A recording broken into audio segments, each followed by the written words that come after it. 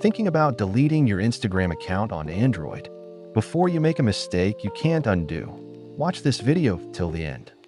I'll show you the exact updated 2026 method to permanently delete your Instagram account, step by step. And make sure you don't skip the important notice, because once it's gone forever. Let's get started. First, open the Instagram app on your Android phone. Now tap your profile icon in the bottom right corner of the screen. Next, tap the three lines in the top right corner to open the menu. From the menu, tap on Settings and Privacy. Scroll down a little and tap on Account Center. Inside Account Center, tap Personal Details. Now select Account Ownership and Control. Tap on Deactivation or Deletion. Now, if you have multiple accounts, choose the Instagram account you want to delete.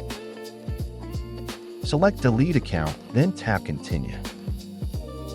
Choose a reason for deleting your account. Then enter your Instagram password to confirm your identity. Finally, tap Delete Account to permanently confirm. And that's it, your deletion request has been submitted. Important notice: your Instagram account will be permanently deleted after 30 days. During these 30 days, your account will be hidden. If you log back in before the 30 days are over, you can cancel the deletion.